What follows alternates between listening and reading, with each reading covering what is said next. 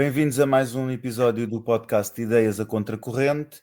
O meu nome é Eduardo Branquinho e estou de volta para mais um episódio sobre a Guerra de Espanha com o José Luís Andrade. Este já é o quarto que estamos a fazer, muito aguardado, não só pelo tema, como pelo facto de estarmos, de termos tido uma ausência muito grande e que foi notada pelos nossos ouvintes, e a eles peço desculpa, mas a regularidade não tem sido fácil de manter. De qualquer forma, o episódio de hoje tem por título provocante, mas esclarecedor, o mito dos viriatos. Zé Luís, bem-vindo. Muito obrigado. Zé Luís, queria perguntar-te, vamos já começar nas provocações, porque eu lembro-me de, primeiro, no que respeita às fontes históricas onde aparecem referidos os viriatos. E eu lembro-me, até estávamos a falar nisso há pouco, antes do programa, a primeira vez que li isso há que tempos, foi num livro de que eu não gosto especialmente, que é do César Oliveira, uma coisa dos anos 80, que é, como se chama, Portugal e a Guerra de Espanha, salvo erro, não é? Salazar e a Guerra de Espanha. Desculpa, Salazar e a Guerra de Espanha. Ele Não tem estava muito longe do título. Tem Portugal e a Segunda República de Espanha, que têm valias bastante diferentes. Exato. E depois, anos depois, nesse período em que me interessei, que me interessei mais por esse tema, curiosamente, está quase a fazer 30 anos, em 96, houve uma exposição, há coisas extraordinárias, uma exposição chamada exatamente Portugal e a Guerra Civil de Espanha. À época tinha uma pequena exposição que eu visitei, mas que era muito fraca, onde comprei também o catálogo no museu na Biblioteca Museu República e Resistência. À época, eu lembro-me que a exposição era ali isto tinha o patrocínio da Câmara, era ali na estrada de Benfica, e tinha uns artigos, bom, nem quero alongar muito por isso, eu comprei o catálogo, gostava de tê-lo lido antes desta emissão, mas é uma daquelas coisas que eu tenho encaixotadas e foi impossível de localizar. Mas era muito fraco. Eu, à época, falei com também ainda era jovem e ingênuo, falei com uma das pessoas ligadas à exposição, perguntei se tinha mais alguns dados sobre o tema. É que ela ou percebeu ao que eu ia, ou o mais provável foi não saber dar os dados e por isso simplesmente não deu. Isto, onde é que queres chegar com isto? Eu sempre tive muito. Hoje é mais fácil, depois do teu trabalho ainda mais, mas também há muito mais coisas publicadas sobre isso. Mas à época havia duas versões concorrentes neste mito dos viriatos, e era aí que eu queria que tu começasses. Primeiro, gostava que falasses só sobre estas fontes de esquerda, porque o facto de serem de esquerda não significa que sejam necessariamente más, há trabalhos bons. Da mesma forma, as fontes ditas de direita também podem ser sérias em muita coisa e às vezes seguem vias erradas, nomeadamente, e quero começar o mito dos viriatos por aí, quanto ao número de efetivos. Eu lembro-me de gostar muito de ouvir falar em números que ascendiam quase aos 20.000 voluntários. Ora, os números reais são muito mais baixos, como tu nos dirás. Ao mesmo tempo, também a existência de uma legião viriato, um corpo organizado, também me parece que hoje sabemos que isso não aconteceu exatamente assim. Sr. Luís, podes fazer-nos um percurso nessas fontes e a Fa- seguir discorrer Faço, sobre o mito? faço com certeza, Duarte, mas depois pedia-te que falássemos, quando tu achasse oportuno no teu guião, falássemos sobre as razões que levaram a que isto acontecesse. Porquê? Porque na mente de muita gente, agora falando sobre a exegese das fontes, na cabeça de muita gente havia e há a opinião de que, porque Salazar era um óbvio aliado do ponto de vista de alinhamento ideológico dos sublevados em Espanha, que as pessoas confundem com Franco. Franco só aparece à frente dos sublevados no dia 1 de outubro de 1936. Até aí, Franco era um entre vários dos chefes dos sublevados, e quiçá por ser o mais importante, e poderíamos até abordar porque é que era o mais importante, porque acabou por ser o mais importante, é que foi feito generalíssimo, e por exigência dele para aceitar ser generalíssimo, chefe de Estado. Mas como havia uma espécie de alinhamento ideológico, quer à direita, quer à esquerda, se entende que, de facto, houve uma grande cooperação militar entre o regime português e os sublevados, coisa que não é nem de perto nem de longe verdade. Não aconteceu, E isso sabemos. exatamente. E depois explicarei porque se tu entenderes, Sim, porque sim. tem que haver há razões para isto, não é? Há razões para não haver, para não ter havido, grandes números no envolvimento militar de portugueses na Guerra de Espanha. Obviamente, pessoas como o João Varela Gomes, explica que não havia porque, a população portuguesa era na sua maioria antifascista e, portanto, não podia estar do lado dos sublevados, quando era exatamente o contrário. Quer dizer, o problema que o regime teve foi impedir que fossem mais voluntários para a Espanha e explicarei então, quando falarmos sobre essas razões, do porquê. Que essas razões praticamente nunca foram abordadas ao longo, portanto, pela historiografia que trabalhou a Guerra Civil de Espanha, que foi essencialmente historiografia esquerdista, ativista, portanto, associada a uma certa forma de fazer história em termos de propaganda, porque na direita muito pouca gente a isso se dedicou e mesmo pouco relevo foi dado a trabalhos importantes que foram feitos por autores de direita na altura, quer no âmbito militar, quer no âmbito político, quer no âmbito da história. As fontes que tu citaste, como por exemplo, falaste já no César de Oliveira, o César de Oliveira é porventura um dos historiadores mais sério, obviamente politicamente alinhado, ele era um conhecido maçom, e um membro do Partido Socialista e um autarca do Partido Socialista, deputado do Partido Socialista português, mas é um homem que tem uma seriedade de abordagem no seu livro Salazar e a Guerra Civil de Espanha, com uma profundidade e um detalhe, muitas vezes erra, como todos nós, muitas vezes por miopia ideológica, mas é porventura dos trabalhos mais sérios que há sobre o tema. Seguidamente citaria a Iva Delgado. A Iva Delgado faz uma abordagem à questão dos voluntários, e penso que nos recordemos que estamos a tratar o tema dos voluntários. A Iva Delgado faz o trabalho mais metodológico e correto que se pode fazer sobre a questão dos voluntários, que é circunscrever, do ponto de vista documental, um número aproximado de voluntários. Quando ela faz isto, ela estava a navegar em risco sobre um cenário que já tinha a evidência, quer à esquerda, quer à direita. Lembremos-nos de Franco Nogueira, por exemplo, citar um número próximo dos 20 mil, quando não dos exagerados 30 mil. Tudo isso parte de a publicação de um livro em 61 por parte de Hugh Thomas, um historiador britânico, na altura liberal, depois mais tarde veio a alinhar-se mais para o lado dos conservadores, fez uma nova edição e nessa edição já corrigiu e admitiu que teria errado na abordagem que fez ao número de voluntários portugueses e que teria sido influenciado por alguma propaganda da Frente Popular e que já circunscreveu a alguns milhares de 20 mil, ele desce para alguns milhares. Os autores próximos, mais modernos, sobretudo próximos da extrema-esquerda, falam em 30 mil, chegam a falar em 30 mil, com base em informações que diziam, que alegavam ter vindo direita, da própria direita fascista, como eles dizem, que efetivamente aconteceu ter havido algumas projeções de natureza jornalística, não de natureza histórica, em que pela projeção e a confusão que muitas vezes os jornalistas fazem entre baixas e número de mortos, faziam uma projeção que fui eu refazer as contas, não atiravam para 30 mil, mas atiravam para 90 mil.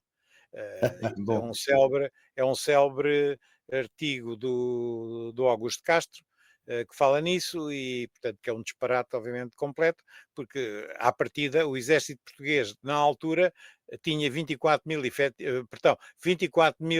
efetivos em papel. Porventura, nem sequer teria 24 mil efetivos. De acordo com o Telmo Faria, que historiou bastante este período das ligações dos militares com o regime, e, portanto, o exército tinha 24.000, logo aí cai por terra a possibilidade da tal legião, perdão, da tal divisão que teria sido enviada por Salazar, porque isto é citado muitas vezes em fontes internacionais. Portanto, o número dos 20.000, que influenciou inclusive, como disse Franco Nogueira, vem do Hugh Thomas. Os de extrema-esquerda vêm quase todos de um americano, Herbert Southworth, que se orientou para os 30, 40 mil, mas era basicamente um grande colecionador de livros, um frustrado industrial, que foi o principal assessor do então embaixador da Frente Popular em Washington, e era um colaborador, portanto, afinal de contas, participou ele próprio em termos da divulgação da propaganda de guerra, como poderemos ver se lermos o meu livrito sobre a tomada de Badajoz, The Battle for Badajoz. Foi ele que lançou as crónicas do Mário Neves, que na realidade não dizem nada de especial sobre Badajoz, nem fala, chama-se o caderno que saiu posteriormente ao 25 de Abril, chama-se Chacina de Badajoz, mas nada das crónicas que o Mário Neves escreveu para o Diário de Lisboa, nem as que foram publicadas, nem a que segundo ele e segundo o Herbert Southworth não foi publicada, mesmo nessa que não foi publicada porque a censura o não permitiu, a acreditar que essa crónica existiu, porque eu tenho algumas dúvidas que ela tenha existido, mesmo que ela tenha existido, não demonstra nada de especial, mostra que houve muitos mortos, mas nenhum dos lados negou isso, mas é muito diferente terem morrido fuzilados, por exemplo, 400 pessoas após os 15 dias da conquista de Badajoz, ou terem morrido logo no próprio dia da conquista 4.000 pessoas, sabendo que 4.000 pessoas, nem havia 4.000 civis em Badajoz, e que, de acordo com os testemunhos do próprio comandante militar de Badajoz, que fugiu para Portugal e que depois foi recambiado para Tarragona, juntamente com 1.500 outros refugiados que se haviam refugiado em Portugal e que foram enviados às expensas do governo português para Tarragona, portanto, são testemunhos tanto indubitáveis, portanto, o Puigdemont, que era o que estamos a falar, fala em que não teria mais de 700, 800 milicianos a combater com ele em Badajoz, porque a maior parte já tinha fugido e, portanto, não estará aí, também nunca teriam atingido uma cifra muito maior.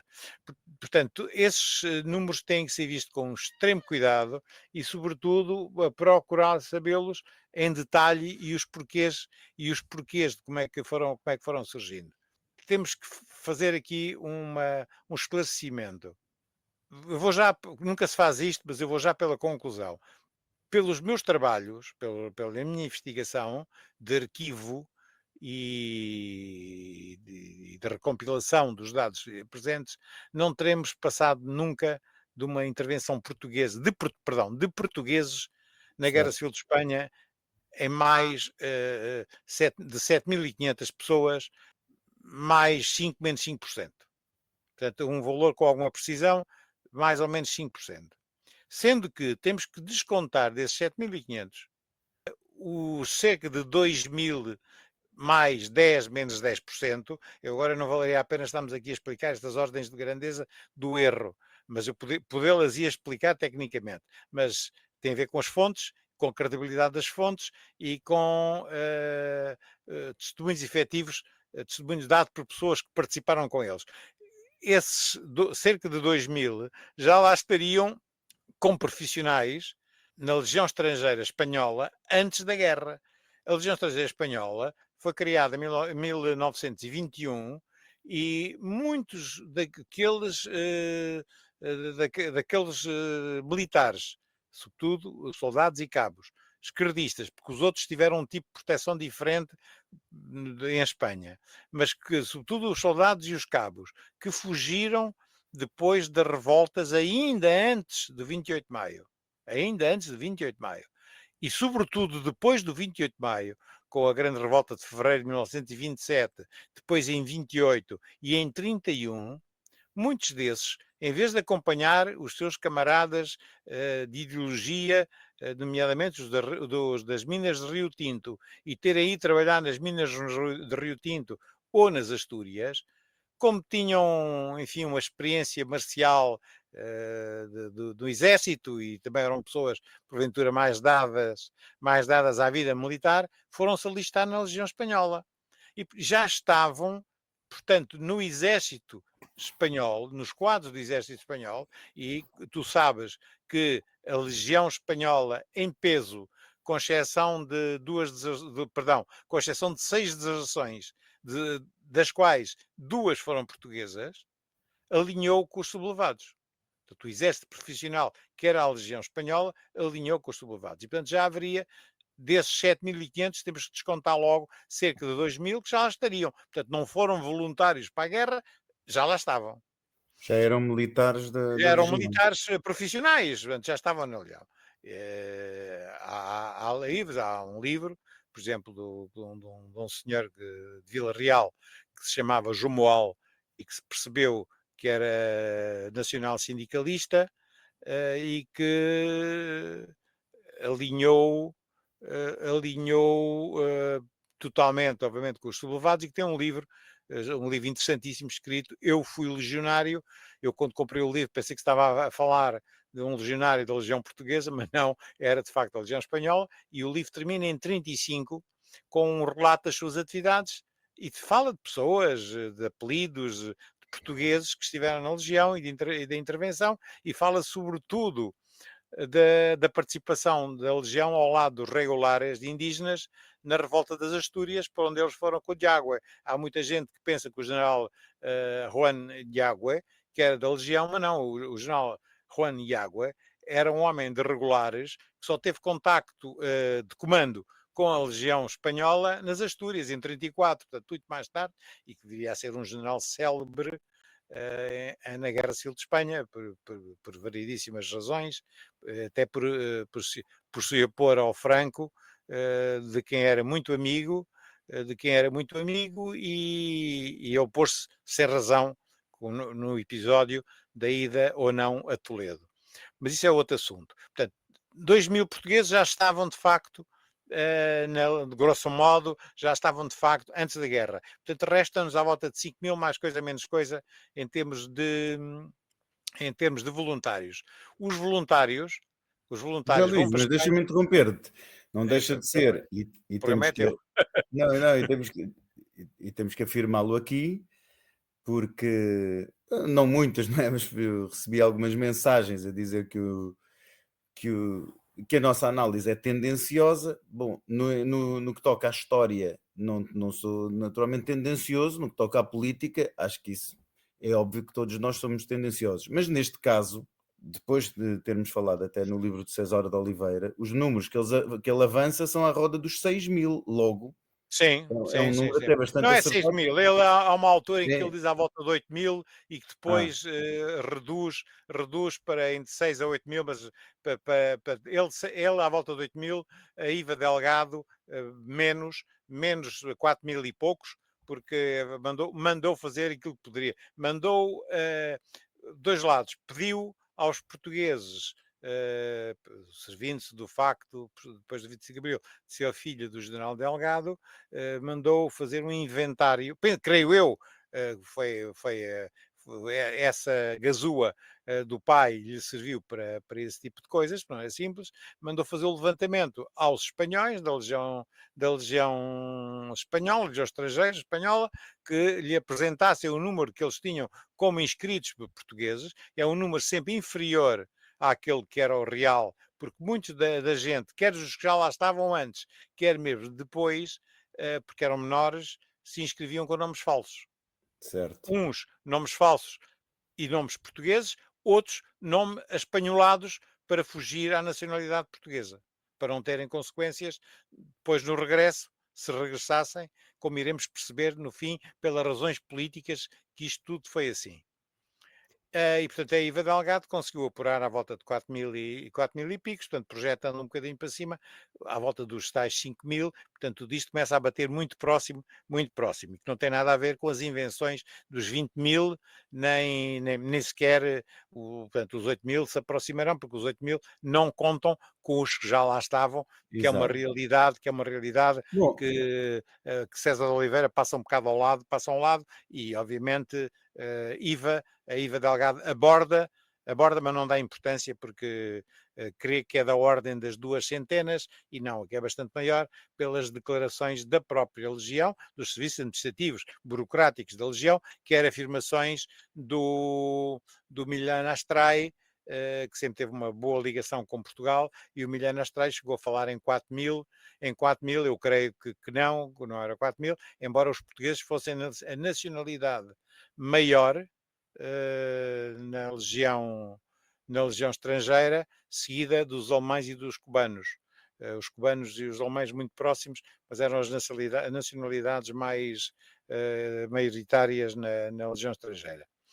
bom, Mas José Luís, regressando aos números. na questão dos números, há uma questão, esses números absurdos dos 20 ou 30 mil até caem por terra, quer dizer, para qualquer pessoa minimamente séria, comparando com os números de outras unidades que combateram, de outros voluntários que lá estiveram. Nós Comparando já com ordens fizemos, de nós já grandezas é fizemos, já muito abordámos esses difícil. episódios. Abordámos já esses episódios, como vimos, os números são muitíssimo menores. Só que o problema é um problema de natureza política e mental. Exato. Para as pessoas de direita ou de esquerda, Ambos querem o mesmo, neste caso. exatamente, houve efetivamente, há um exagero, porque houve uma efetiva participação portuguesa na guerra, foi extremamente importante, mas não do ponto de vista de envolvimento militar, ela foi de facto importante. Dos primeiros meses de guerra, antes do Franco ser o líder dos sublevados, portanto, dos primeiros meses de guerra, a participação, ou se quiseres, o apoio português, que era um apoio essencialmente neutro, mas neutro alinhado, foi muito, muito importante, sobretudo na subida das colunas que vieram do norte da África, que ficaram com, não as costas, mas, se quiseres, o ombro esquerdo, Flanco. o flanco esquerdo protegido pela fronteira portuguesa, não tão inteiramente como nós pensamos, porque recordemos, Badajoz é conquistada no dia de Aljubarrota, é conquistada a 14 de agosto, quando se conquista Badajoz, quando os rebeldes conquistam Badajoz, estava Salazar em Aljubarrota a arengar às juventudes, alertando-as para o perigo que poderia vir de Espanha e alertando os rebeldes espanhóis e a Frente Popular Espanhola que se viessem até cá, que se arriscavam a levar no coco, obviamente de uma forma grosseira, mas dizendo muito claramente, e pela primeira vez, que se deve ter em Aljubarrota, pela primeira vez, digo eu, obviamente a brincar, mas se calhar historicamente a sério, pela primeira vez se rezou em Aljubarrota por Espanha, que é um fator extremamente interessante, em Aljubarrota ter-se rezado a pedido de Salazar, depois da sua arenga, de terem rezado pelos espanhóis, por Espanha e pelos espanhóis, que defendiam a civilização, obviamente, cristã, como na altura se dizia. Ora bem, portanto, foi muito importante, sobretudo a manipulação que o Salazar fez do Tratado de Não Intervenção, a forma como conseguiu o estatuto de beligerante para os sublevados, porque inicialmente não queriam dar o estatuto de beligerante, queriam dar uma espécie de grupos terroristas contra o governo legitimamente estabelecido da Frente Popular, o que sabemos hoje que é uma mentira, porque as eleições não foram livres nem nada que se pareça, foram profundamente, desconfiava-se que tinham sido fraudulentas, hoje com a tese de dois autores sobre a fraude das eleições de fevereiro de 36, percebe-se que foi uma fraude gigantesca e que não foi nada fonte de legitimidade, como eles afirmavam, e ao conseguir, e foi tudo, sobretudo trabalho diplomático português, conseguir o estatuto de beligerante para os sublevados, o que trazia consequências do ponto de vista até de prisioneiros,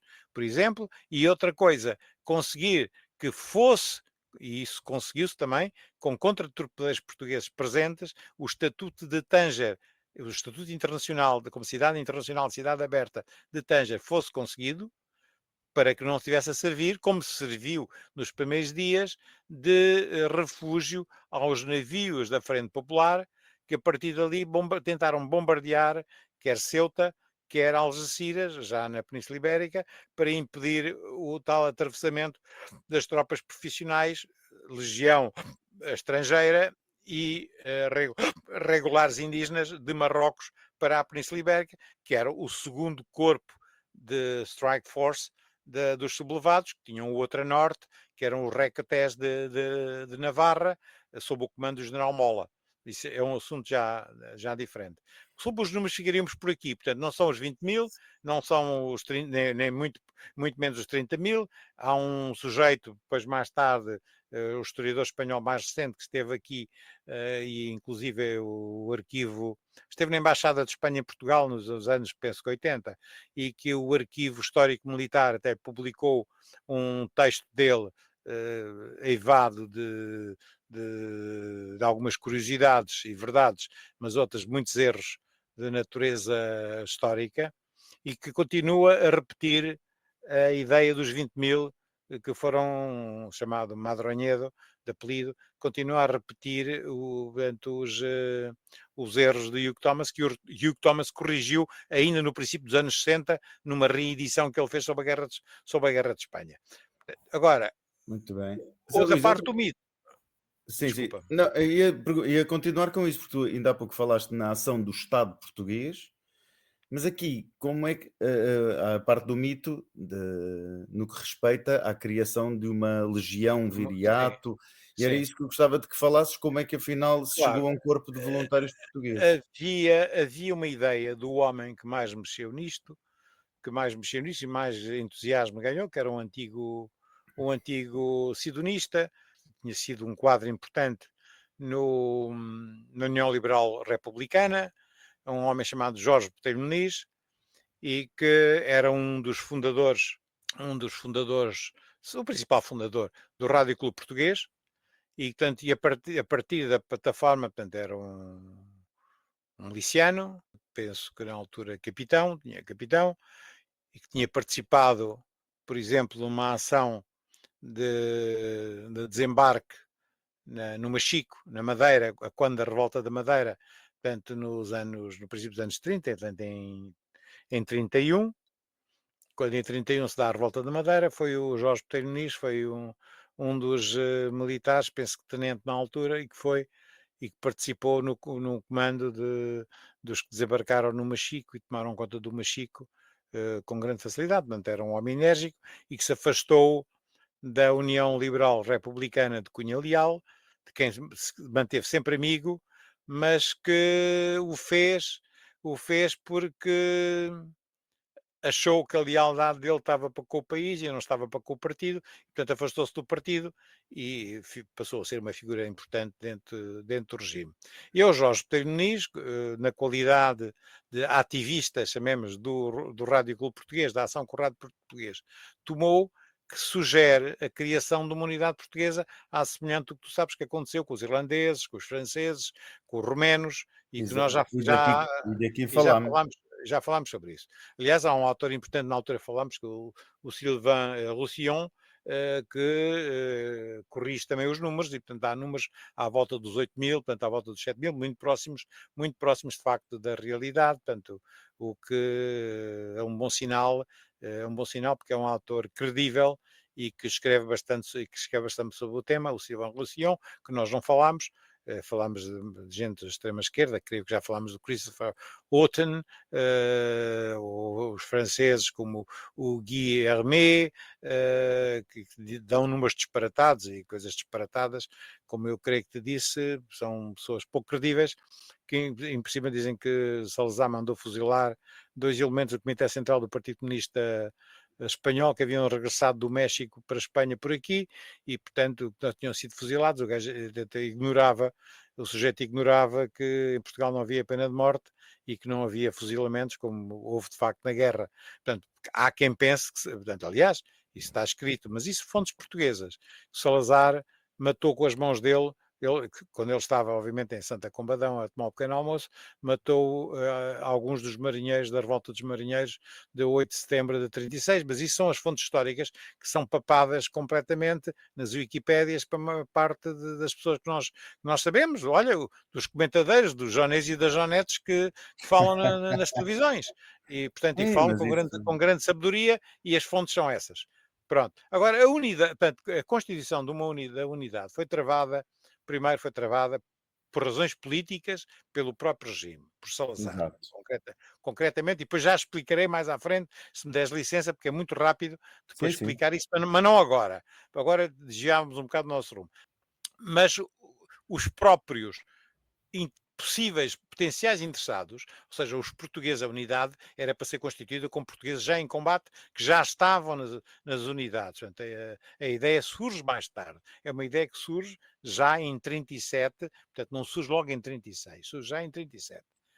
E são os próprios que alertam, sobretudo os legionários, que alertam para a parte negativa que podia constituir uma unidade autónoma portuguesa, que era o facto, pela experiência que eles tinham com os espanhóis, os portugueses serem imediatamente constituídos como a principal carne para canhão, porque os espanhóis tinham por hábito colocar os legionários portugueses nos sítios mais críticos, porque eram portugueses e, portanto, aquela relação entre os espanhóis e portugueses continuava a existir, independentemente da camaradagem de armas, e os portugueses estavam habituados a ser sempre os mais expostos nos combates. Eram os portugueses e os cubanos eram colocados portanto, pelo exército espanhol. E isso, portanto, desaconselhava totalmente, na visão deles, uma vez auscultados pela missão militar portuguesa de observação na Guerra de Espanha, uma vez auscultados, desaconselhou, pediram por tudo para que não fossem recrutados para constituir a tal unidade autónoma,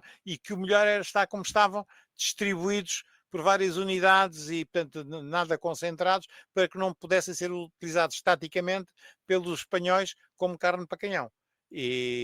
Portanto, isso, mas sobretudo a questão política, travou a constituição de uma unidade autónoma, a tal legião viriato, como chamam os autores espanhóis, nunca foi legião, nem apenas chamavam os viriatos, e acabou por ficar como uma forma de tratamento simples, de identificação simples. Portanto, um português que lutou na Guerra Civil de Espanha era um viriato. Isso assumido por eles. Se tu vês nas legendas da maior parte das fotografias, lá estão os viriatos, despedem-se em Exato. Salamanca, porque foi uma forma jornalística, se quiseres, jornalística de tratamento de qualquer português que tivesse lutado na Guerra Civil de Espanha. Então, Luís, Aliás, e diz-me. desfilaram, peço desculpa só nesta coisa que é Ah, sim. importante, apesar do Franco estar profundamente descontente e desiludido com a atitude de Portugal face à guerra, pelo não envolvimento de homens na guerra, o Milhana Astray conseguiu forçar a participação de portugueses no desfile da Vitória no Pacheco da Castelhana, tendo vindo buscar, aviões vieram buscar alguns dos participantes mais conhecidos da intervenção portuguesa, vieram buscá-los a Lisboa e levá-los para o desfile, e uma das fotografias que eu tenho, penso que tenho no terceiro volume da minha tese, é exatamente como é que se chama em português? Uma fotografia do desfile desses portugueses que foram levados de propósito para o desfile e que, por vontade dos espanhóis, não tinham desfilado, mas lá estava a bandeira portuguesa, a alemã e a italiana, no Posteiro da Castelhana, como portanto, países apoiantes e amigos da causa nacionalista espanhola. Pronto, já lá chegaste à fotografia, mas ainda bem. Não, queria só perguntar-te uma coisa, para ver se concordas. Porque além da questão, lá está, o perigo da constituição de uma legião portuguesa, primeiro, há o que disseste já, não era uma constituição de uma legião portuguesa prévia, para ir como um grupo de voluntários combater.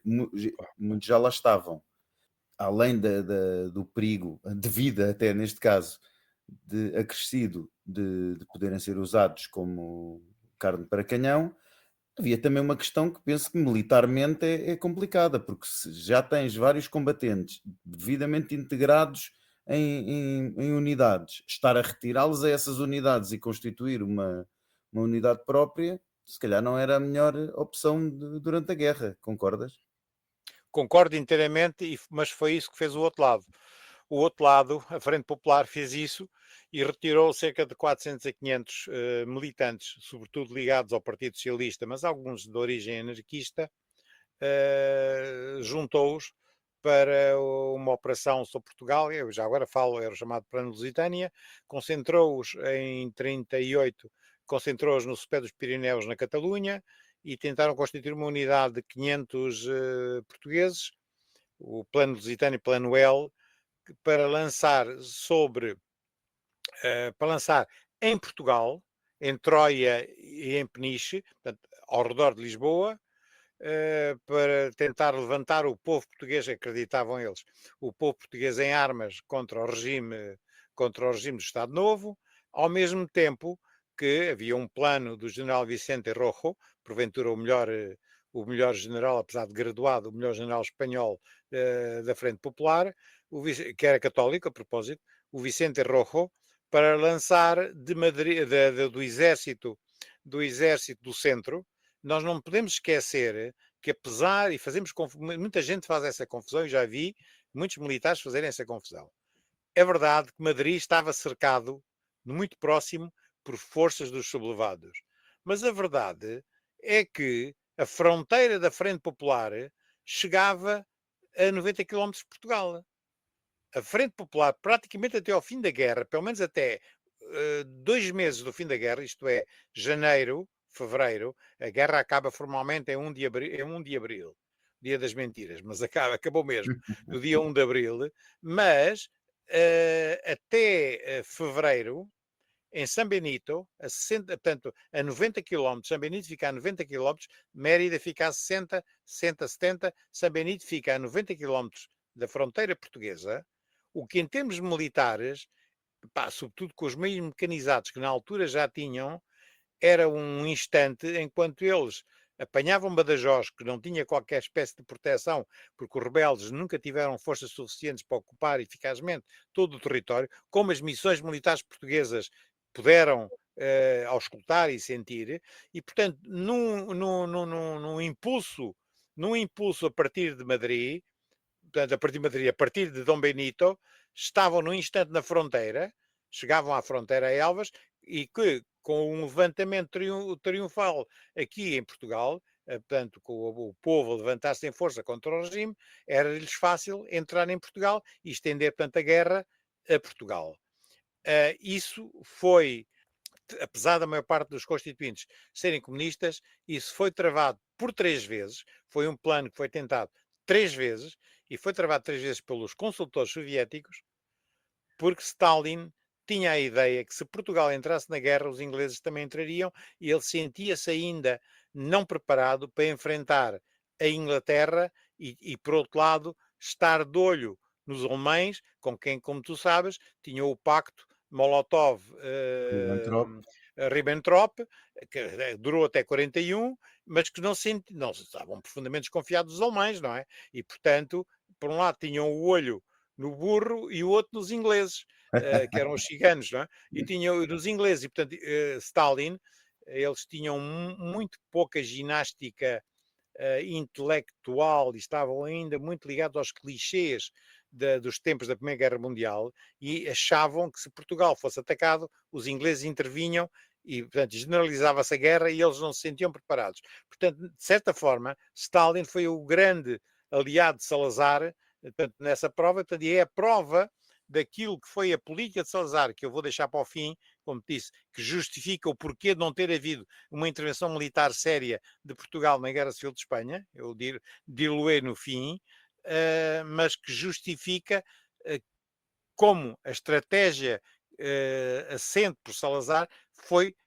triunfante. Acabou por triunfar sobre a estratégia alternativa que outras forças do regime, nomeadamente as que estavam à volta de Carmona, defendiam. Mas isso falaremos no fim, se tu não te importas. Para já é só chamar a atenção que do lado dos sublevados não se fez o que se fez do outro lado, que foi ir sacar pessoas das unidades, juntá-las numa unidade autónoma portuguesa, portanto, neste caso ligada ao Partido Comunista Português, mas sobretudo à Frente de Libertação de Portugal, Frente de Libertação Revolucionária de Portugal, ou se quiseres, à Frente Popular Portuguesa, que é outro mito, mas que foi criada, portanto, à certo. Frente Popular Portuguesa, que criou uma unidade que não chegou aos 500 mil, foram 450, mais coisa, menos coisa, mas a ideia era aos 500. Enfim de contas, se quiseres um batalhão reforçado ou um batalhão na guerra, e que a função era essa, era desembarcar, foram aliás contratados barcos para isso, desembarcar barcos gregos, 2 barcos gregos, desembarcar em Troia e em Peniche, e através disso provocar um levantamento no país à volta de Lisboa. Porquê à volta de Lisboa? Porque era o que eles basicamente queriam, não era sequer conquistar o país, era ter alguém no poder que pudesse convidar ou solicitar o apoio da Frente Popular Espanhola a invadir o país. Portanto, criar um mínimo de legitimidade para que invadissem o país, e como eu te disse, era relativamente fácil, porque nessa altura a Extremadura espanhola estava concentrada noutras frentes de batalha, e Badajoz era uma cidade praticamente que tinha uma defesa limitada, e obviamente eles sabiam que as defesas portuguesas militares também eram bastante fracas. Sim, isso teria sido uma história completamente diferente. Zé Luís, queria só Era voltar o à plano questão, Lusitânia. era a questão da fotografia do desfile na Vitória, que é interessantíssima, mas tu tens dados de quantos portugueses participaram nesse desfile? Tenho, Foram muito tenho, poucos. obviamente, tenho obviamente mais dados, porque eu identifico-os, e vamos, se calhar, na identificação, eu não sei se por acaso se eu tenho identificado aqui ou não, mas tenho pessoas, uma ou outra ainda as conheci em vida. Olha, Fantástico. tenho, por exemplo, isto passou-se em 19 de maio de 39. A guerra acabou em 1 de abril, ok? Portanto, o passeio, portanto, esta parada foi de Vitória, foi em Madrid, no Passeio da Castelhana, em 19 de maio de 39. E consegue-se ver aqui pessoas, portanto, há a participação portuguesa de uma Quinta Bandeira da Legião, portanto, é a Quinta Bandeira da Legião, que era constituída maioritariamente por portugueses, não à volta de 40%, mas é maioritária porque tinham, obviamente, outros Porque há várias estrangeiros, não é? Portanto, nacionalidades, claro. outros estrangeiros, e portanto consegue-se ver facilmente o pai do João Larcão, portanto, o Carvalho Branco, portanto, o Carvalho Branco, o Leite Faria, o Pinhatelli, o Almeida Pereira, o Subtil, o Cabrita, o Pedro Barcelos e o Pereira de Oliveira. Portanto, conseguem-se reconhecer perfeitamente estes oficiais, estamos a falar de oficiais, que vêm à frente na fotografia, e foram esses que porque os soldados ainda estavam na legião, e, portanto, prolongaram o seu tempo, foi-lhes prolongado, não prolongaram, foi-lhes prolongado o seu tempo até ao fim desse ano, pelo menos. Portanto, aliás, portaram-se muito mal com os portugueses, e não só com os portugueses, com os estrangeiros. Mas isso é outro assunto que não cabe aqui. Mas essa fotografia, portanto, existe, saiu numa, saiu numa revista chamada Atualidades Gráficas na altura. Em Portugal é difícil de encontrar, aliás, não conheço sequer onde é que ela pode existir. Via pela primeira vez numa pessoa que creio que conheces bem, que é o Zé Marques, e portanto foi aí que eu a vi, tentei obtê-la e consegui de facto obtê-la. E ainda Há bem. um livro muito bom que aborda este tema, parece que há aqui um monopólio mesmo, mas não há. Há aqui um livro muito bom do historiador espanhol, José Luís de Mesa, Mesa Gutierrez, é o nome de mãe, mas José Luís de Mesa é o nome dele, é um livro francamente bom sobre os voluntários portugueses, portanto, ele não mostra as fotografias, mas mostra as pessoas, algumas pessoas. Esta notícia que eu tenho, que eles vieram cá a Portugal a propósito, é dada por um elemento, o José Luís Flores, que foi piloto, que esteve na guerra e que era muito amigo do João Larcão, e foi através do João Larcão que me fez chegar esta informação, porque acho que ainda eram parentes, parente da mulher dele, do João Larcão, e que se soube e que portanto, se percebeu que eles vieram cá buscar, e que foi o Milhano Astray que interveio para que eles participassem no desfile da Vitória. Zé Luís, e falaste aqui numa questão importante que era onde queria chegar também, que é o do papel dos aviadores portugueses na Guerra de Espanha. sim, E há figuras como o Pequito Rebelo, o sim. Sepúlveda Veloso, que se tornaram, Há casos quer dizer, para diferentes. quem estuda estas coisas, são conhecidos Há tiveram uma há coisas há participação coisas interessante. há coisas, portanto, bastante dispares. Como sabes, há uma falta falar em antes de falarmos na aviação, permite-me algo que eu porventura me esqueci, ou tu não perguntaste, que é o seguinte: como é que estas pessoas entravam entravam nas diversas unidades espanholas? Isto é, houve 2 como é que entravam e quem eram? Basicamente quem eram? A grande maioria, portanto, já percebemos que não houve nenhuma unidade portuguesa a envolver-se na guerra. Certo. Portanto, a grande maioria eram geralmente militantes nacionais sindicalistas. O nacional-sindicalismo teve uma grande expressão em Portugal, em termos sociais, um grande impacto. Portanto, eram militantes nacionais sindicalistas, não, não socialistas, sindicalistas, que tiveram duas ondas de entrada.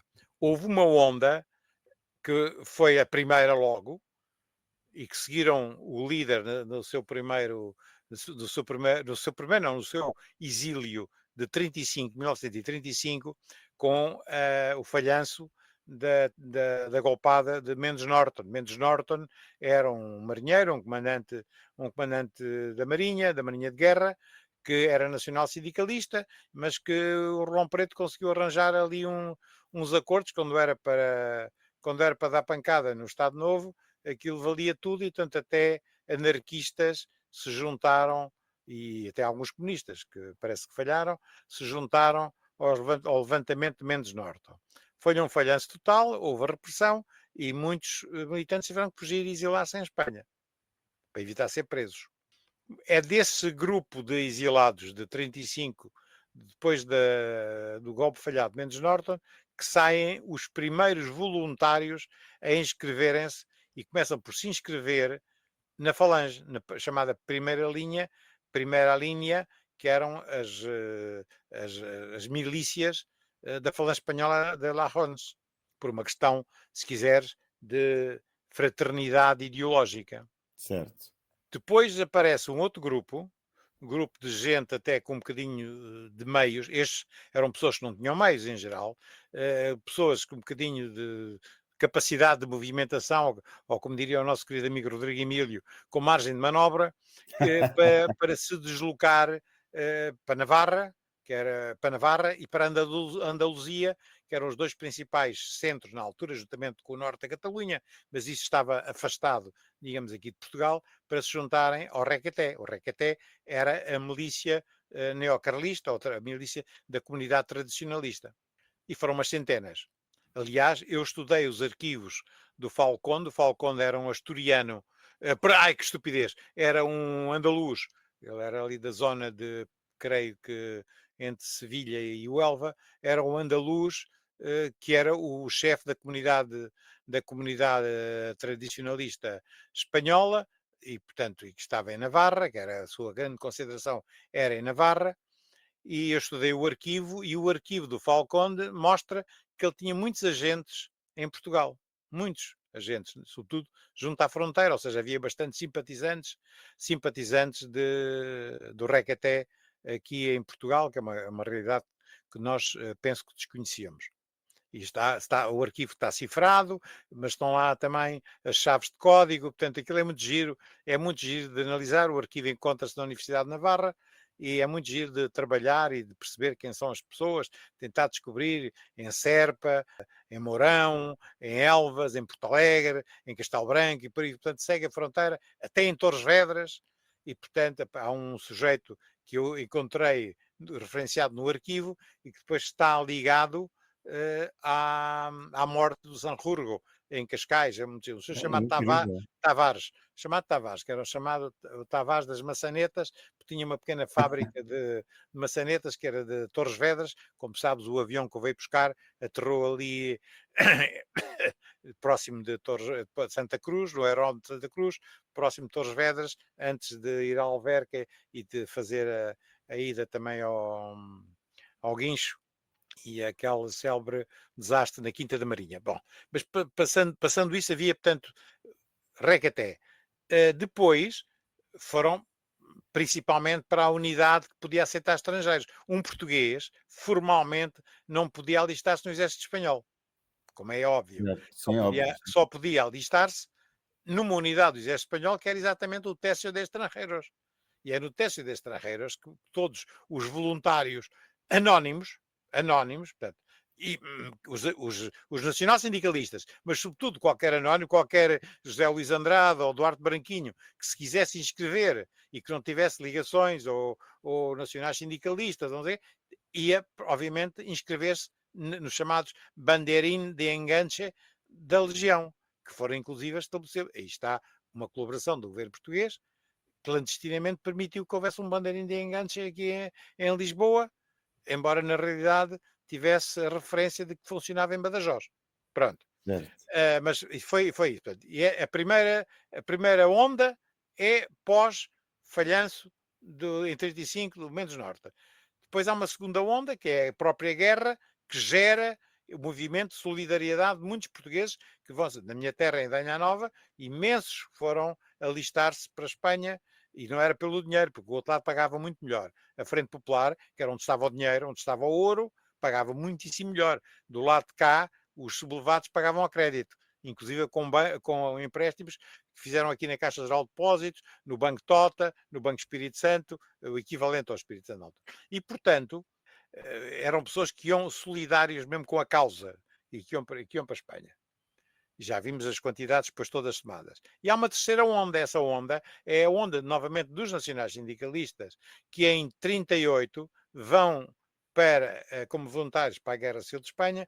Porquê? Porque é a célebre purga na Legião Portuguesa. A Legião Portuguesa tinha sido criada por causa da Guerra Civil de Espanha e o Exército nunca gostou de ter ali uma força paramilitar que não tivesse integrada e enquadrada pelo Exército. Apesar do comandante, que era o comandante, era o João Nepomuceno, namorado da Guiar, tinha uma visão totalmente diferente, era uma visão complementar de força e não propriamente um auxiliar de segunda linha do Exército. E, portanto, o Exército quis tomar conta e conseguiu convencer Santos Costa e Salazar a tomar conta dessa força e que inventaram, ou não inventaram, ou justificaram, portanto, essa tomada de assalto pelo Exército das estruturas da Legião Portuguesa, com o facto de estar completamente penetrada por militantes nacional-sindicalistas, por comunistas e anarquistas. E, Certo, e que portanto,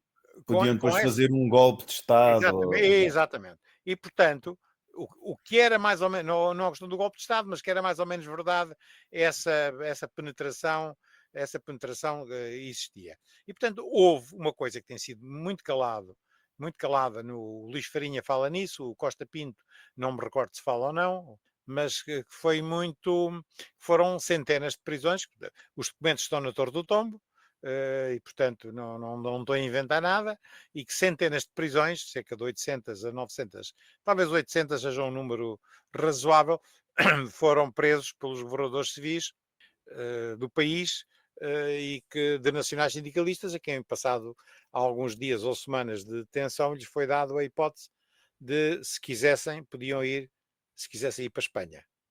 Ó Zé Luís, E, e muitos deles foram para a Espanha. deixa-me só interromper, que há coisas que eu ainda, há vícios que ainda trago da minha encarnação anterior como jornalista.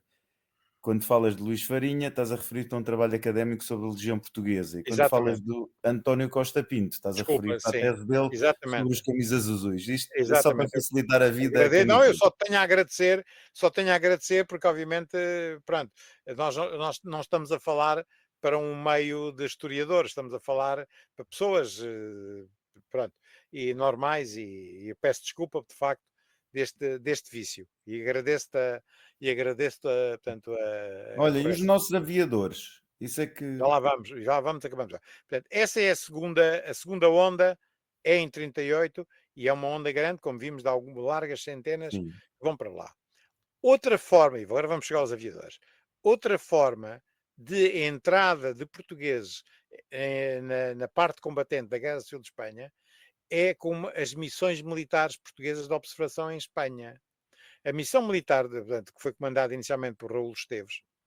O Raul Esteves era o principal elemento da facção hispanófiba, caraças, hispanófoba em Portugal.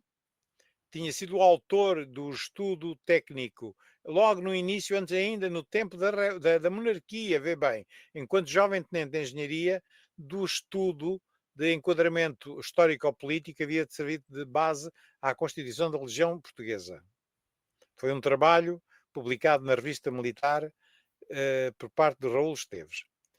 E essa gente da missão militar de observação a guerras, cuja função era dupla, era, por um lado, recolher informações da frente que pudesse servir de informação para a preparação das Forças Armadas Portuguesas, por um lado, portanto, recolha de Exato. informação, e, por outro lado, prestar assistência aos portugueses que já estavam a combater em Espanha.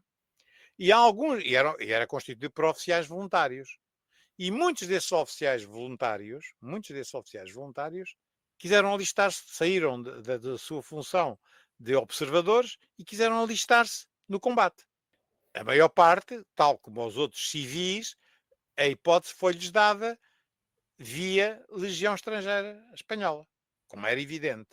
Mas alguns da Força Aérea, porque as origens são mistas, alguns da Força Aérea entraram por alistamento direto. Não tiveram nada a ver com a missão voluntária. Por exemplo, já falaste do Zé Pequito Rebelo, já falaste, pois eu não falaste, mas vou falar eu, por exemplo, do Simão Aranha, Uhum. o Sepúlveda Veloso, o Zé Caetano Sepúlveda Veloso, entraram por alistamento direto.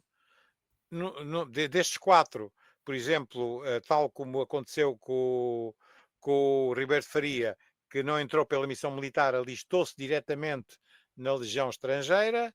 O Pequito Rebelo alistou-se diretamente na Legião Estrangeira. O Pequito Rebelo já tinha alguma idade. Alistou-se na Legião Estrangeira, mas depois foi-lhe dado, por uma questão de proteção, foi-lhe dado o estatuto de missão militar de observação em Espanha. E depois já falo por causa das condecorações. Ora bem, e estes, sobretudo estes, protagonizaram ações de guerra, e muitos outros, morreram, bastantes aviadores, muitas ações brilhantes na Guerra Civil de Espanha, e houve um, que é o caso do Zé Caetano Sepúlveda Veloso, que inclusive ficou na aviação espanhola até 1945. Portanto, a guerra acabou em 39 e ele ficou até 45 e obviamente teve que se vir embora, porque só poderia ser promovido a major se optasse pela nacionalidade espanhola. E ele recusou-se e voltou para Portugal. Voltou para Portugal Muito com bem, com muito o bem. posto de capitão, mas foi o posto de capitão a que ele ascendeu enquanto lá esteve, porque ele começou praticamente como soldado raso, portanto, na aviação. Combateu, teve preso, caiu, conseguiu-se que ele fosse promotado com um gajo importante da Frente Popular, creio que um sobrinho, se não estou em erro, do Lar Cavalheiro. Conheceu, quando estava preso, conheceu o Negrin, que seria primeiro-ministro espanhol, como conheceu o Coronel Tito, da É Jugoslávia, verdade, essa história é extraordinária.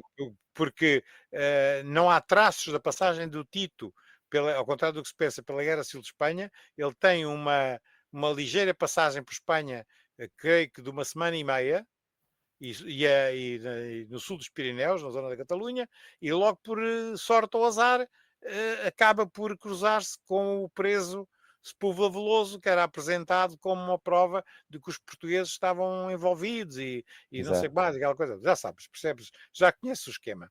E pronto, e o Sepúlveda Veloso escreveu umas pequenas memórias em que relata tudo isso. É interessantíssimo o pequeno livro Eu Fui um Aviador na Guerra de Espanha, uma coisa qualquer assim desse nome, nunca me lembro dos nomes, mas é extremamente interessante o livro dele e os trabalhos. No fim disso tudo, dessa atuação da parte de Portugal, houve, portanto, novamente, aquela ideia da confidencialidade, da não participação na guerra. Só houve 3 pessoas condecoradas com a mais alta condecoração portuguesa, que é a Torre Espada, que foram apenas 3.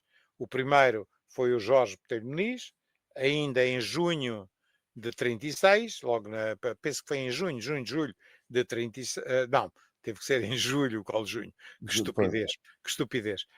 Mas foi logo no início, para julho ou agosto de logo, foi em 36 ainda, foi condecorado com a Torre Espada, depois foi condecorado o Zé Caetano de Quito Rebelo em 1940, já pós-guerra, com a Torre Espada, e há um terceiro ainda, que é o Rodrigo Leite Faria, que será, se não estou em erro, em 50, já em 57, creio que foi em 57, foi condecorado ainda pelos feitos na Guerra Civil de Espanha. Mas só há três pessoas com a condecoração da Torre Espada sobre os seus feitos na Guerra Civil de Espanha. Há com várias, aliás, qualquer um E destes. condecorações espanholas. Houve, não, aquilo que se diz, que se inventa um bocado, laureadas, houve laureadas coletivas, eu penso que de memória sei várias com laureadas coletivas. Se me permitir só um segundo, eu digo-te, porque deve ter aqui uma pequena lista.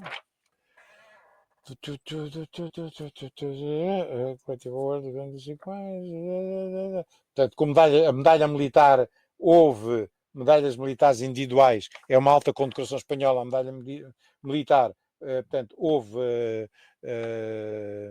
individuais, portanto, laureadas não houve individuais, houve individuais, houve medalhas militares coletivas e há, deixa-me ver aqui, por exemplo, há vários, são muitos, com laureadas coletivas, há bastantes, mas há sobretudo 3 que não estão contabilizados nas fontes portuguesas e que receberam a laureada coletiva pela sua participação na defesa de Oviedo, que são 3 falangistas, 3 milicianos falangistas, que são praticamente desconhecidos, e que é um Benjamin ou Serafim Araújo Gonçalves, um Manuel Rodrigues Barbosa e um Manuel Francisco Santos, que eram 2 deles mineiros e que combateram do lado dos sublevados na defesa de Oviedo e que receberam a laureada coletiva em Espanha. E depois houve vários militares que também que receberam. Não há nenhuma que eu saiba, e eu gostava que me provassem que eu estou enganado, e digo isto como já me conheces, gostava mesmo, mas que eu saiba, não há nenhuma laureada coletiva, individual, atribuída a um português. Há sim coletivas, bastantes, e sobretudo medalhas de mérito militar. Foram quase todas feitas ou na conquista Talavera antes de Toledo, uma terra antes de Toledo, agora não me conto, e depois no Ebro houve bastantes, e a caminho da Catalunha também, porque participavam unidades em que estavam portugueses, que morreram imensos, e portanto que receberam essas portanto, no Ebro há bastantes. Muito bem. Zé Luís, e agora, até para concluir, a Para questão dos concluirmos. dados e tudo isso. A questão diz, desculpa. Não, só a questão das baixas e mortos, que também é uma confusão que há, e se há números exatos Não há números corretos, é melhor nem sequer falarmos nele, eu vou-te explicar porquê. Porque esses números são dados pelo Exército Espanhol, e o Exército Espanhol era muito pouco cuidado na forma como os nomes eram escritos. E havia uma coisa muito manhosa, que era eles recusarem a querer dar pensões a alguns caídos que não fossem espanhóis. E as pensões de sangue, que eram mutilados de guerra, e eu conhecia alguns ainda em Badajoz, que eram arrumadores de carro, que eram mutilados de guerra e nunca lhes tinha sido dado pensão, porque nunca tinham querido desistir da nacionalidade portuguesa. E, portanto, foram muito maltratados. Houve aqui uma força muito grande por parte de Portugal, numa altura em que Espanha, de facto, precisava da ajuda portuguesa, mas nunca conseguiram demover os espanhóis. O próprio Sepúlveda Veloso, como te disse, esteve à bica de ser nomeado major do exército, da Força Aérea Espanhola, o Sepúlveda voltou para Portugal com uma mão à frente e outra atrás. Pois, pois, Não lhe não. reconheceram, porque era estrangeiro, não lhe reconheceram o estatuto. E, portanto, os espanhóis portaram-se indecentemente, como se portaram indecentemente com os próprios marroquinos que tinham combatido com eles. Mas, enfim, isso é outro assunto que levava-nos a outro programa e não vale a pena discutir.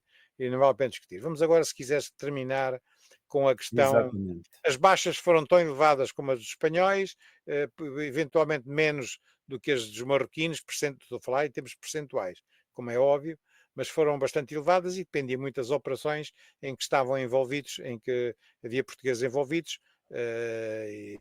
Sei os números, mas os números são pouco credíveis e não vale a pena, como é que é de explicar? Eu não gosto de difundir coisas das quais eu não tenho confiança nem a certeza.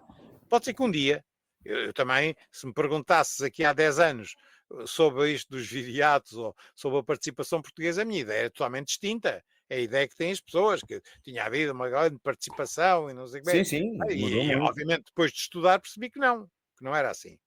Portanto, o outro sujeito Modronhedo chamava-se Burgos, ele é conhecido como Burgos Madronhedo, e que era que eu me queria referir há bocado. Ora bem, as razões para este secretismo na participação é extraordinariamente simples. Em Portugal, no regime, sempre houve duas posições bem vincadas. Havia uma posição que era a posição e que só o bom senso é que as superou, as diferenças.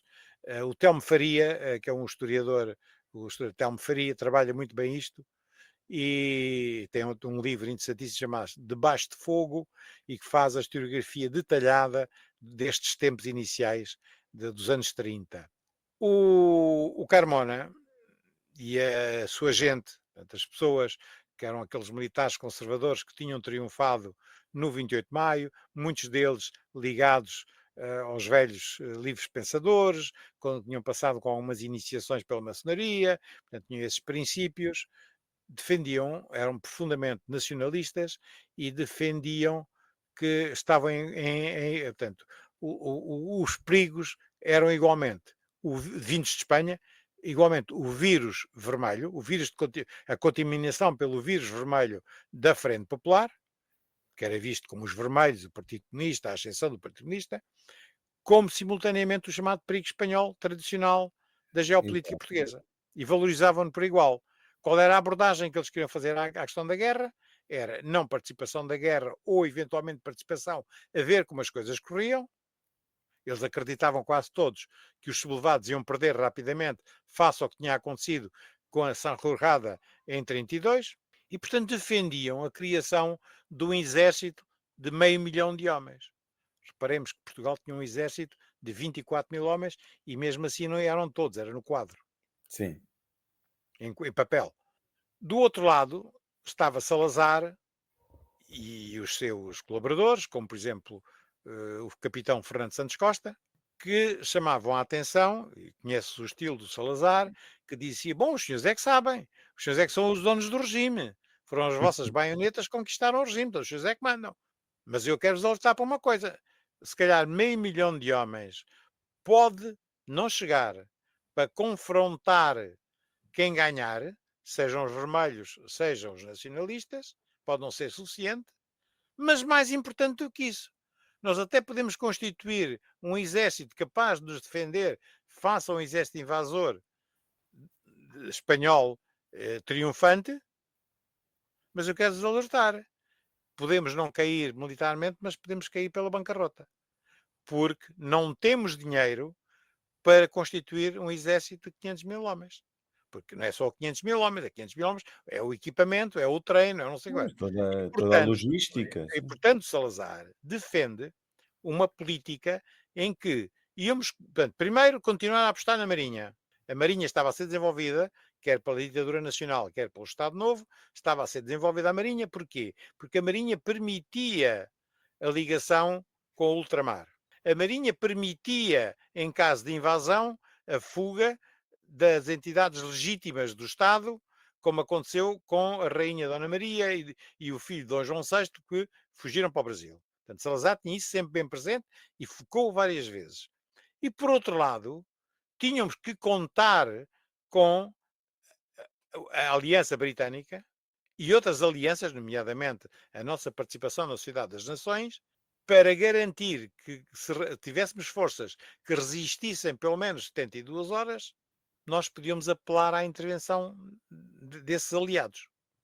Essa foi a estratégia de Salazar, apesar de ele saber das costumadas traições que os ingleses nos faziam, quando, por exemplo, praticamente nessa mesma altura, nesses mesmos anos 30 dessa altura, estavam a tentar negociar os territórios ultramarinos portugueses com os alemães, sobretudo aquele setor britânico conservador, do chamado appeasement, que procuravam comprar, entre aspas, Hitler com um saguate desse género, com o oferecimento de Angola e Moçambique, que já vinha, como sabes, ainda do tempo da monarquia, esse tipo de gestão do Foreign Office inglês. De qualquer modo, essa foi a aposta de Salazar, porque achava que não tínhamos condições para ir mais além e, portanto, tínhamos que contar com isso. Portanto, militarmente, o que havia que fazer?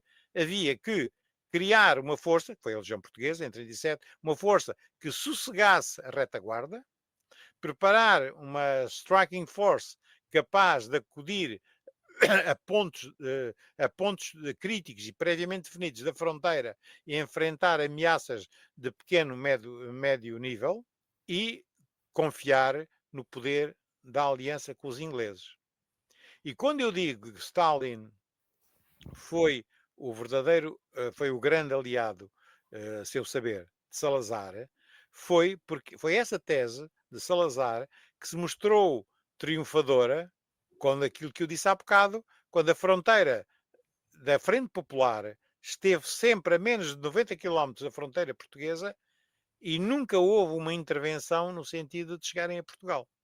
Portanto, a tese do Salazar, de facto, inteligentíssima, arriscada, mas se calhar muito mais dinâmica e muito mais inteligente do que a aposta básica na constituição de um exército de 500 mil homens, para o qual nós, de facto, não tínhamos capacidades nem financeiras e eu acho nem sequer técnicas para o poder fazer. Ok? E acho que isso E penso que explico. Não sei se tens alguma pergunta, se calhar expliquei mal, mas não, José Luís, só te agradeço. Isto foi eu acho que, mas sou muito suspeito que esta foi a melhor emissão das 4 da Guerra de Espanha. pá, Bem, espero e fico feliz que assim seja, mas sabes que é uma situação porque infelizmente as pessoas não, como é que é de explicar? Para além de tudo isto, a Guerra Civil de Espanha tem um interesse não só nas relações Portugal-Espanha, mas tem um interesse mesmo nos dias de hoje, porque é em Espanha que surge a grande política daquilo que hoje chamam os antifas, nasce em Espanha na Revolução das Astúrias e que é isso que dá exatamente. origem à constituição de uma propaganda e de um movimento ativista que hoje em dia se chama o antifascismo, os antifas por short de antifascismo. E que surge nessa altura, há uma propaganda feita pela Internacional Comunista, o Comintern, que lança alguns agentes, nomeadamente o grande agente da preparação da propaganda soviética, tanto na Europa, nos anos 30, começa com a forma como foi o tratamento da Revolução das Astúrias, que foi uma revolução Exatamente. essencialmente socialista e que foi transformada em vitória comunista e que portanto, por aí depois escalou, Guerra Civil de Espanha a mesmíssima coisa e vem até à Segunda Guerra Mundial e como tu sabes, toda a narrativa da Segunda Guerra Mundial é feita com base nos princípios dos historiadores dessa área. Musenberg, lembrei-me agora, o Willy Musenberg, Julian Musenberg. o Willy Musenberg, portanto, que é o ator principal de toda esta estratégia e que portanto, criou. Daí a importância da Guerra Civil de Espanha e de perceber como é que tudo isso funcionou. Como viste, eu hoje acrescentei um bocadinho até sobre aquilo que é muito pouco historiado, que é os nossos oposicionistas e quer os neojacobinos, quer os comunistas e os anarquistas. Há até uma história espantosa, que é um português, a morte de um jovem português que levou ao grande assassinato de 82%. Foi a diocese espanhola que mais sofreu em termos de mortos, que é Então está ali, está. Balaguer, Balaguer, em que 82%, quer do clero regular, quer do clero secular, foi morto à conta do facto de um jovem anarquista português, filho de um grande militante e conhecido militante anarquista português residente em Barcelona, ter sido fuzilado pelo comitê anarquista local, para dar o exemplo pelos roubos que esse jovem, juntamente com mais 4 companheiros, tinham dado a fazer pelos ricaços da zona. Mas isso é outro assunto, mas até aí, ou seja, os portugueses acabam por estar sempre presentes em variedíssimas coisas boas e más, e neste caso será o tema de uma próxima investigação minha, se ainda cá estiver, se Deus me permitir cá continuar, que será descobrir o nome desse gajo. Ora, e aí tens aí um belo desafio. Exato. Zé Luís, agradeço-te e Nada, Duarte. quero terminar com porque tive algumas críticas ou comentários ou recomendações, não sei, de alguns ouvintes que me disseram que gostavam muito da série da Guerra de Espanha, mas que tinham saudades das recomendações de leitura.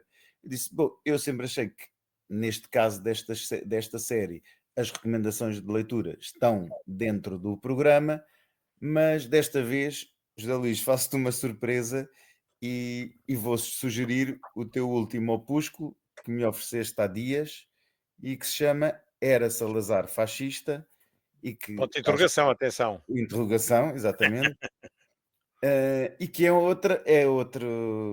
um pequeno texto e muito interessante que eu já conhecia de uma versão preliminar, mas esta Sim, pode ser obtida através da sim. Amazon. Eu depois, como habitualmente, deixarei a ligação para mais facilmente conseguirem comprar o livro e pronto, Então, fechamos, permite-me só então uma novidade. diz. É possível que o livro passe a ser vendido, porque vi muitas azelhas, e é mesmo o termo que eu fico furioso. Há muitas azelhas que não sabem comprar na Amazon e que o livro esse livro e outros livros da mesma coleção de cadernos de notas ou Notebook Series, vai ficar possivelmente à venda na Buchholz Ah, e portanto, ótimo. do Marquês de Pombal, e que estou neste momento a preparar a edição do mesmo livro em inglês, mas muito acrescentado, com os testemunhos dos embaixadores americano e inglês e de um colaborador do presidente Truman, que esteve cá como repórter do National Geographic Magazine, que deixaram apontamentos muito interessantes sobre a personalidade de Salazar e sobre Portugal. E, portanto, Extraordinário. o texto em inglês, é possível que eu depois, daqui a um tempo, também o escreva em português, essa parte. Mas vai ficar neste momento é um livrito pequenino, o que não está nada mal, eu estou a dizer isso, mas não está nada mal com as páginas, as pessoas hoje leem cada vez menos, mas é um livro que será um bocadinho acrescentado, com os testemunhos, é para o mercado americano e inglês Olha, que muito tem mais bem, interesse. Ok? Muito obrigado por essa tua muito bem. referência. José Luís, muito obrigado. Obrigado também a todos os nossos ouvintes. Foi mais um episódio do podcast de Ideias a Contracorrente. O meu nome é Eduardo Branquinho e já sabem, não se esqueçam de seguir Ideias a Contracorrente nas várias plataformas online, seja ela o Facebook, o YouTube, obviamente, ou o Telegram. Despeço-me, até ao próximo episódio.